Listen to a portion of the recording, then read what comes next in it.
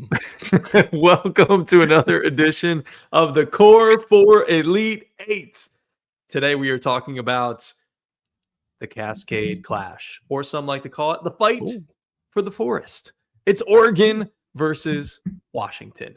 What's up, guys? I'm Greg Launderd, and to my other side of the screen here, my partner in crime for this episode of the show is Mr. Joseph Guthrie. Check us out all over social media at Chat It Up Sports. Also, wherever you get your podcasts as well. Subscribe, like, 5 stars, nothing less. Make sure you tell a friend to tell a friend about it as well. Jay, this is not one of the premier rivalries this weekend, but it is a rivalry nonetheless. Oregon, with their one loss, obviously that only loss being to Indiana at home this year, going up against Washington.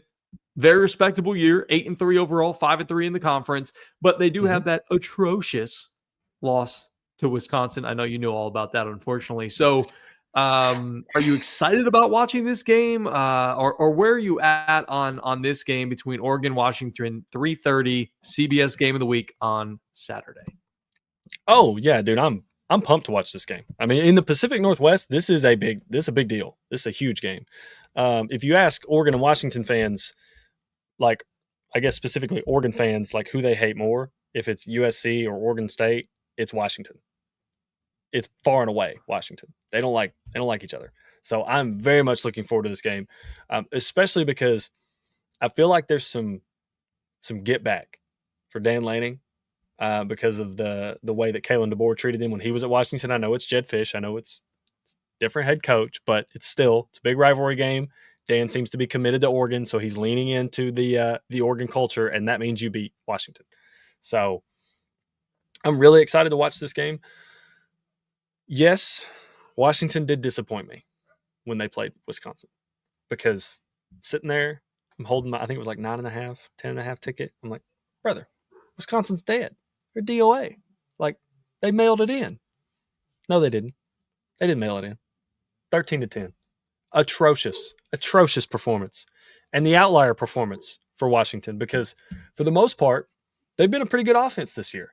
32.1 points per game, put up 70 on UC Davis, 59 on Washington State, 38 on Rutgers. But part of me thinks is a little bit of fool's gold because looking at their Big Ten schedule, I'm thinking, okay, you body bagged UCLA, you body bagged Purdue. They're not exactly great defenses. You beat Illinois pretty solidly, 42-25. That's a decent defense. And then you got these two big just red flag games where you played Ohio State, who is the number one scoring defense in the nation, and Michigan, both of those respectively pretty good defenses. Michigan's, I think, 13th in scoring defense, and you could not make it to double digits. That is a big red flag for me because you are now playing the number 7 ranked scoring defense in Oregon, giving up just over 15 points per game, averaging about 15.1.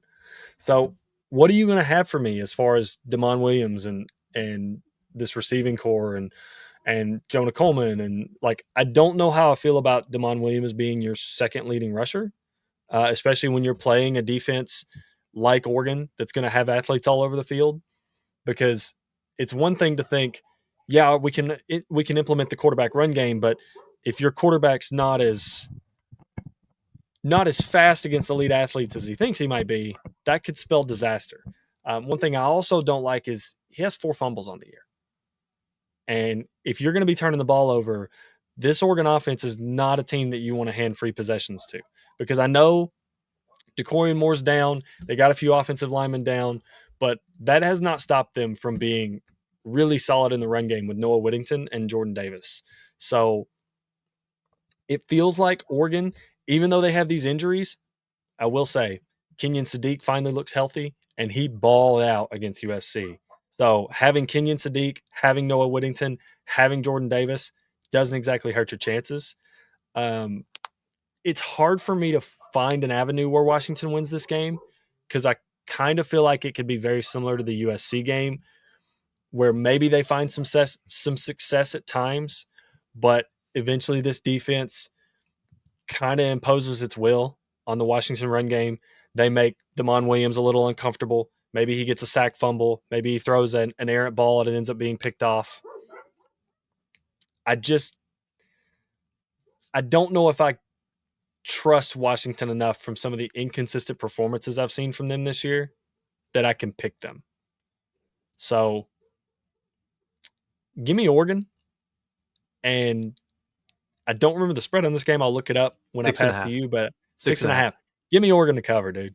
Yeah, give me Oregon to cover. I know this game's at Washington, but Oregon's fighting for their playoff lives in this game. In my opinion, if they lose, I think they might be out. Because I just don't think the rest of that schedule's good enough to. I mean, USC would be their best win.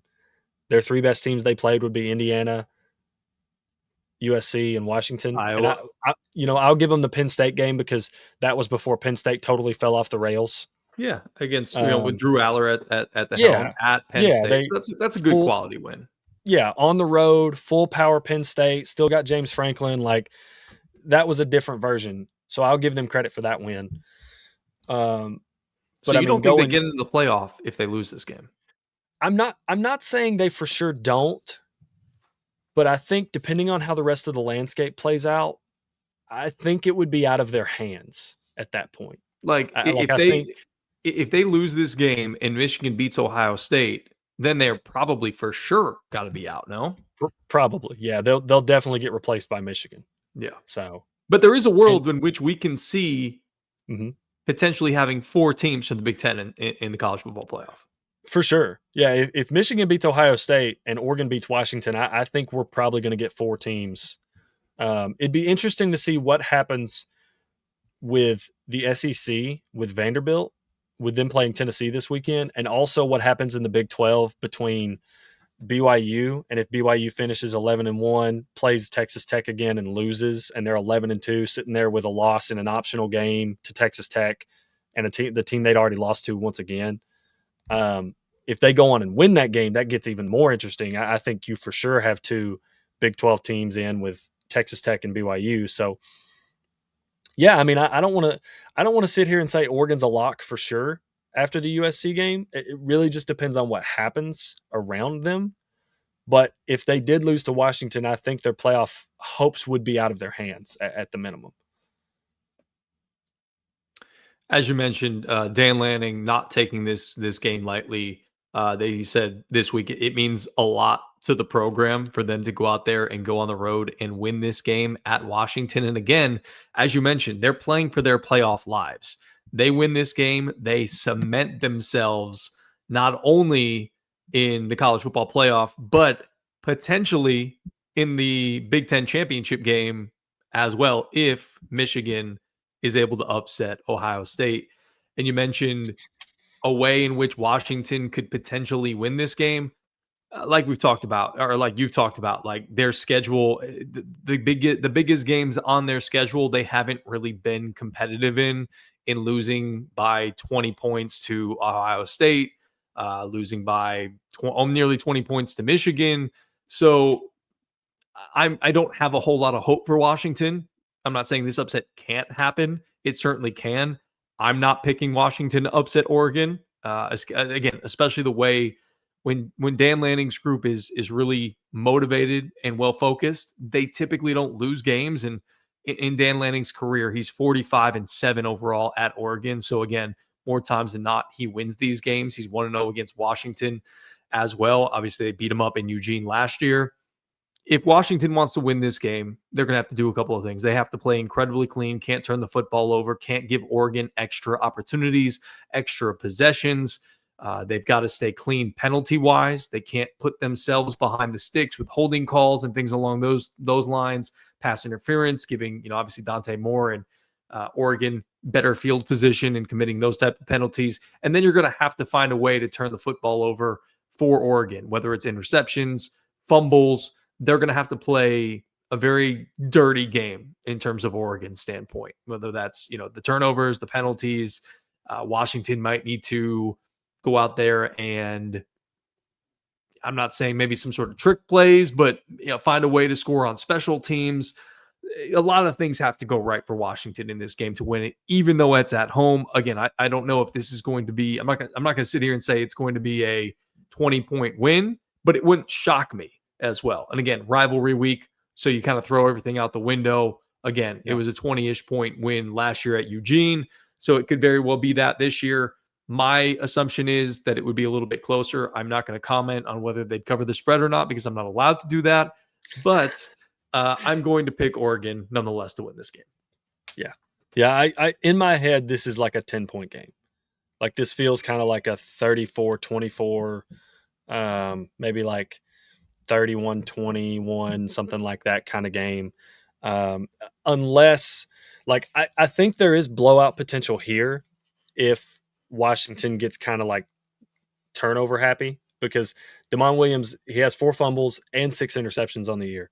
So, I mean, the same thing could happen to Dante Moore. He could have a game where he just gets a little interception happy, but I don't think Oregon's going to be to a point where they're going to have to rely on Dante Moore the same way that Washington might have to rely on Damon Williams.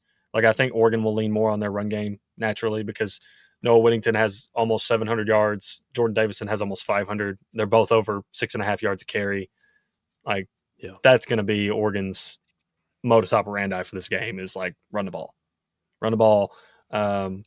play defense, and force Washington to play catch up. And then that could lead to the blowout potential if some short fields and stuff like that. But yeah, I kind of see this as a 10-point game roughly for Oregon. So if Washington is able to stymie the run for Oregon and make Dante Moore have to try to beat them, you would feel a little bit better about Washington's chances. I think so. Yeah. I mean, they're 44th in passing yards per game. Like, but I think we have seen times where teams have kind of forced Dante Moore to be more of the offense. And I think with them having some injuries at receiver, I don't know if Decorian Moore is going to be cleared for this game. I don't remember if he is at all. Getting Kenyon Sadiq back is huge because I don't know how you cover that guy. So, I mean, you try a linebacker, you can try a safety, you try a corner. You might probably want to try both. Yeah, I was going to say some double combination cover of the bracket. two. Yeah. Chip him, Yeah, like with a D end if he's attached. But like, yeah, I don't know. I think that plays more into Washington's chances to win the game. I'm not saying they would because there's a chance that Dante Moore could go out and just slice them up. But I think that overall leans in to Washington's chances to win the game better than them not being able to stop the run and it just being the Noah Whittington and Jordan Davis show again. So Jordan Davison show again. We'll see what happens. We are both on Oregon. I'll be interested to see if anybody gets crazy and decides to try to pick the upset in Washington. Make sure you check out our social medias. Stay up to date with our Core 4 picks this week. Core 4 Elite 8. We are picking 8 games. So, shoot, anything can happen. I know Joseph was able to separate on Saturday for me a little bit, picking the upsets. Pittsburgh over Georgia Tech. I know he reversed psychology that one big time. But make sure you follow us all over social media. Yeah, the power of the mind. Follow us all over social media, wherever you get your podcast. Again, 5 stars, nothing less. Make sure you tell a friend. If you want to hear any of the other Core 4 Elite 8 game previews, they're going to be all over our podcast page on Spotify, Apple Podcasts, all the big rivalry week matchups this week. We got you covered here at Chat It Up Sports. Again, check those out. Listen, share, all the good things. We'll see you back on the next episode of whatever preview you happen to listen to next. Peace and love.